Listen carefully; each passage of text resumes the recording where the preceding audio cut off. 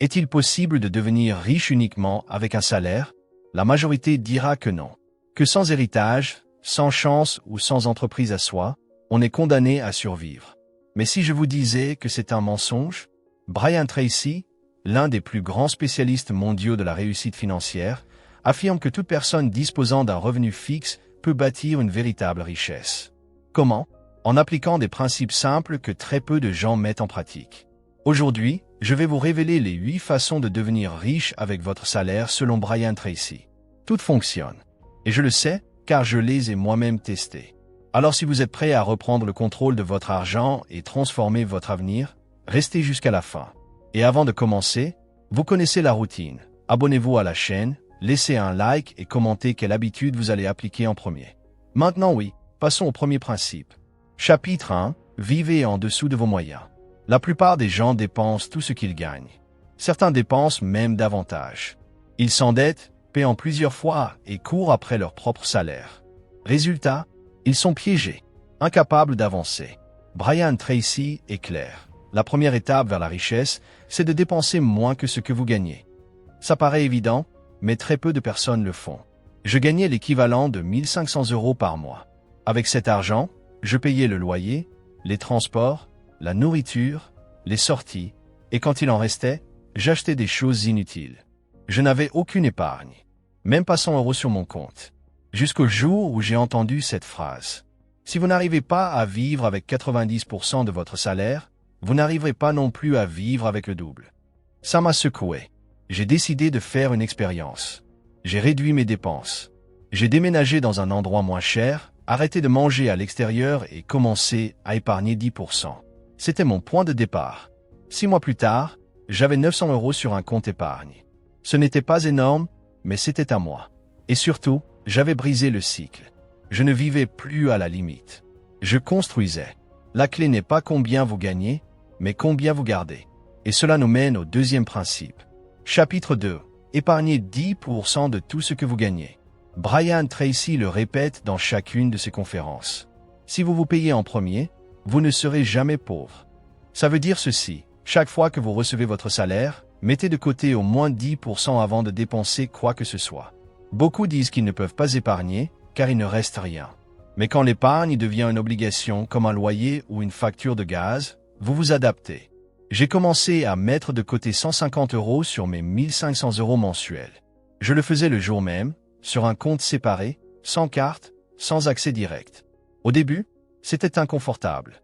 J'ai dû ajuster certaines choses, renoncer à quelques plaisirs. Mais avec le temps, j'ai réalisé quelque chose d'incroyable. Je ne manquais de rien. Et chaque mois, mon compte grossissait. En un an, j'avais 1 800 €. En 2 ans, plus de 4 000 €. Cet argent m'a permis de faire mon premier véritable investissement. Et ça a tout changé. Épargner, ce n'est pas mettre de côté ce qui reste. C'est mettre de côté avant de dépenser. C'est avoir de la discipline, de la vision et du respect pour votre futur. Et si vous doutez encore que cela suffise pour devenir riche, attendez de voir le troisième principe. Faites travailler votre argent pour vous. Chapitre 3. Investissez ce que vous épargnez. Épargner est une première étape, mais ce n'est pas suffisant. Si vous laissez votre argent dormir sur un compte sans rendement, il perd de sa valeur avec le temps. Brian Tracy est formel. Vous devez devenir investisseur. Votre argent doit travailler, même pendant que vous dormez. Je ne comprenais rien aux investissements. Je croyais que c'était réservé aux riches ou aux experts financiers. Mais un jour, j'ai lu ceci. Si vous n'apprenez pas à investir, vous travaillerez toute votre vie pour l'argent. Mais si vous investissez, c'est l'argent qui travaillera pour vous. Avec mes premiers 1 800 €, j'ai commencé à me former. Placement à revenus fixes, fonds d'investissement, comptes rémunérés. J'ai commencé en sécurité, sans gros risques. Au début, pas de grandes évolutions. Quelques euros d'intérêt. Mais petit à petit, les intérêts ont grossi. Et je continuais à investir. L'argent commençait à se multiplier. Avec le temps, j'ai appris à diversifier. J'ai testé des fonds indiciels, des actions solides, un petit projet numérique. Aujourd'hui, une partie de mes revenus ne dépend plus de mon travail. Elle dépend de mes décisions. Investir, ce n'est pas s'enrichir vite. C'est semer aujourd'hui pour récolter demain. Et plus tôt vous commencez, plus fort sera le résultat. Si vous n'investissez pas encore, commencez. même avec peu. Le moment parfait n'arrive jamais, vous le créez. Et si vous êtes prêt à investir, passez au quatrième principe, investissez aussi en vous-même. Chapitre 4. Investissez en vous-même. Brian Tracy affirme que le meilleur investissement est celui que vous faites en vous. Vos compétences, vos connaissances, votre mentalité. Tout cela est un capital invisible, mais au rendement inégalé. Au début de mon parcours, j'avais peur de dépenser pour des livres, des formations ou du coaching. Je pensais, et si ça ne valait pas le coup? Mais un jour, j'ai lu cette phrase. Si vous trouvez que l'éducation coûte cher, essayez l'ignorance. J'ai décidé de consacrer au moins 5% de mes revenus à ma croissance personnelle et professionnelle. J'ai acheté des livres sur les finances, la productivité, le développement personnel. J'ai suivi des cours en ligne sur les investissements, les ventes, le leadership. Un de ces cours m'a permis d'obtenir une promotion. Un autre m'a aidé à lancer un petit business toujours rentable aujourd'hui. Chaque nouvelle compétence m'a donné plus de confiance. Et avec cette confiance, j'ai pris de meilleures décisions. Investir en vous-même, c'est comprendre que vous êtes votre principal actif. Quand vous grandissez, tout ce qui vous entoure grandit aussi. Vos revenus, vos opportunités, votre richesse. Et si vous voulez aller plus loin, écoutez bien le cinquième principe. Créer plusieurs sources de revenus. Chapitre 5. Créer plusieurs sources de revenus. La plupart des gens dépendent d'une seule source de revenus, leur salaire. Le problème, si cette source disparaît, tout s'écroule. Brian Tracy enseigne que la sécurité financière ne vient pas d'un bon emploi, mais de la diversité des revenus. La première fois que j'ai entendu ça, j'étais mal à l'aise. Je n'avais qu'un seul emploi et j'avais du mal à imaginer une autre source. Mais j'ai commencé petit. J'ai utilisé une compétence que j'avais déjà, écrire, et j'ai proposé mes services en freelance pendant mon temps libre. Au début, c'était peu, 50 € ici, 100 € là. Mais en 3 mois, ce revenu secondaire représentait déjà 20% de mon salaire. Ensuite, j'ai créé un blog et commencé à le monétiser avec des publicités. Plus tard, j'ai investi dans un fonds immobilier qui versait des dividendes mensuels. Aujourd'hui, j'ai 4 sources de revenus. Si l'une s'arrête, les autres continuent. Cela m'offre de la liberté, de la sécurité et surtout, la tranquillité d'esprit. N'attendez pas le moment idéal pour commencer. Démarrez avec ce que vous avez, là où vous êtes. Utilisez vos compétences, votre temps libre, votre réseau. L'important, c'est de construire. Et si vous construisez déjà, il est temps d'appliquer le 6e principe de Brian Tracy. Élaborer un plan financier solide. Chapitre 6. Planifiez votre avenir financier. Beaucoup de gens vivent sans aucun plan. Ils dépensent ce qu'ils ont, travaillent comme ils peuvent et espèrent que les choses s'arrangeront. Mais Brian Tracy est catégorique.